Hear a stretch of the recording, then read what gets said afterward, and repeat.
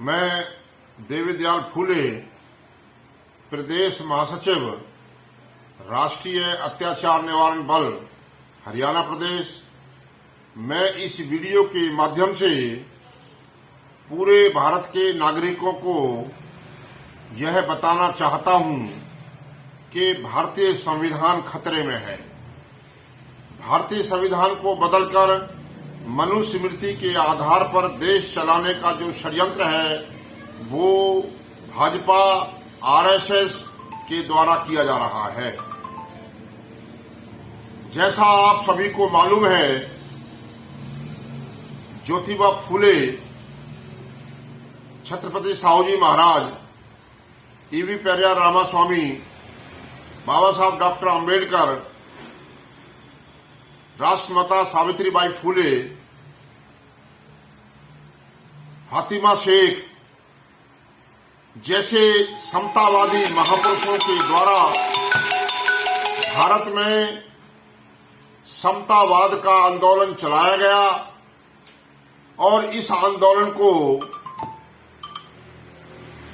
Britishers के द्वारा समर्थन किया गया। ये जो वर्तमान सरकार है, ये हिंदू राष्ट्र बनाने का, रामराज लाने का जो षड्यंत्र कर रही है, मैं इस वीडियो के माध्यम से उनसे पूछना चाहता हूं कि रामराज्य में कितने स्कूल, यूनिवर्सिटी, हॉस्पिटल हुआ करते थे,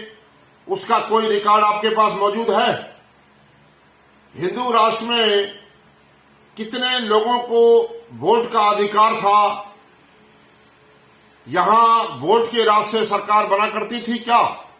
और जो वीकर सेक्शन के लोग हैं, जो दबे कुचले लोग हैं, जो उनको अपलिफ्ट करने के लिए, उनको ऊपर उठाने के लिए, उनके उत्थान के लिए क्या काम किया जाता था? और जैसा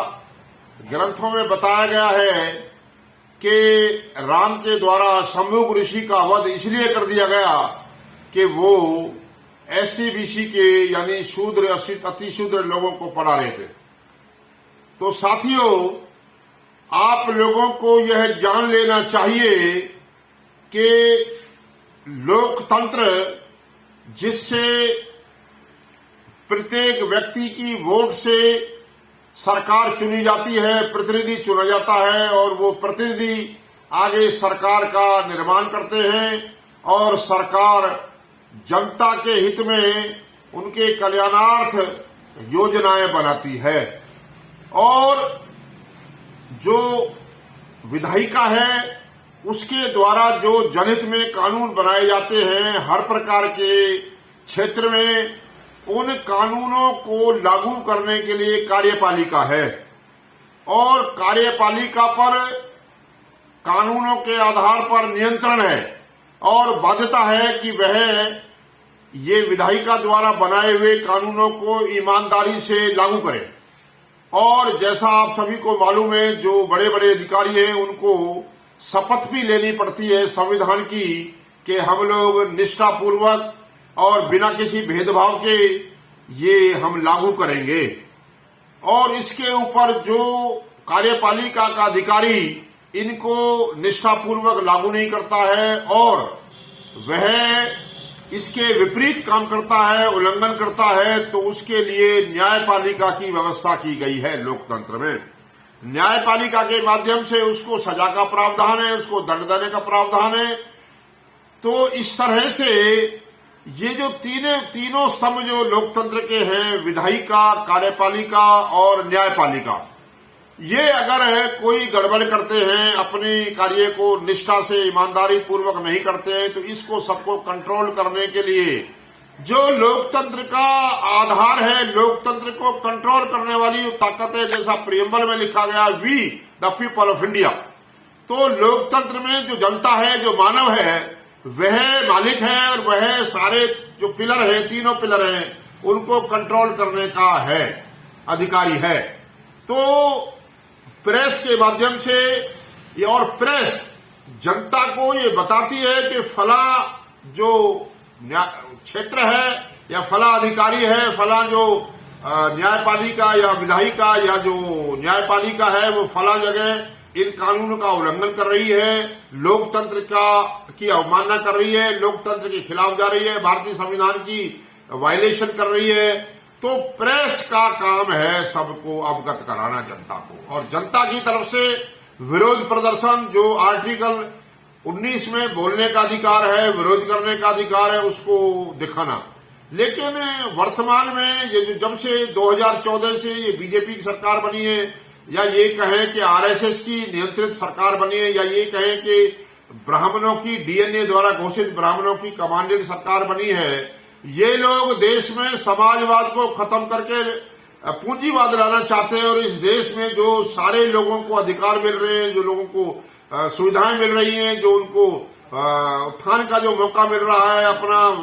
व्यवसाय करने का, अपना पढ़ाई करने का और लोकतंत्र में शामिल होने का जो अधिकार है, उसको खत्म करने का षड्यंत्र रच रही है। तो मैं इस वीडियो के माध्यम से सभी वर्ग के लोगों को, जो कैटेगरी वाइज जैसे जनरल कैटेगरी के लोग हैं उनके साथ भी धोखा हो रहा है, जो जनरल कैटेगरी में जो राजपूत लोग हैं वो उनके साथ भी धोखा हो रहा है, उनको भी वंचित किया जा रहा है अधिकारों से। इसी तरह से जो एससी वर्ग के लोग हैं उनके साथ भी वंचित उनको किया जा रहा है, एलपीजी के माध्यम से स्कॉलरशिप लागू नहीं की जा रही है, और ओबीसी के लोगों के साथ विशेष तौर से धोखा हो रहा है, और जब से ये देश आजाद हुआ तभी से धोखा हो रहा है। जो संविधान सभा थी उसमें भी ओबीसी के प्रतिनिधि भेजे नहीं गए, और उसके बाद से जाति आधारित गिनती ओबीसी की नहीं की जा रही है, और ओबीसी के लोगों को जाति आधारित गिनती न होने की वजह से उनकी कन्यादान जो योजना बनाई जाती है वो नहीं बन पा रही है, और बजट में उनका जो पैसा है वो अलॉट नहीं हो पा रहा है। तो जो ओबीसी की जाति आधारित गिनती का मुद्दा और ईवीएम हटाओ लोकतंत्र बचाओ का मुद्दा, जो माननीय वामन मेश्राम साहब मूल निवासी नायक भारत मुक्ति मोर्चा वामसेव के राष्ट्रीय अध्यक्ष हैं, उन्होंने जो यात्रा शुरू कर रखी है, उस यात्रा को जगह जगह आप लोगों ने समर्थन देना चाहिए, उसका स्वागत करना चाहिए, और वामन मेश्राम साहब का हौसला बढ़ाना चाहिए, ताकि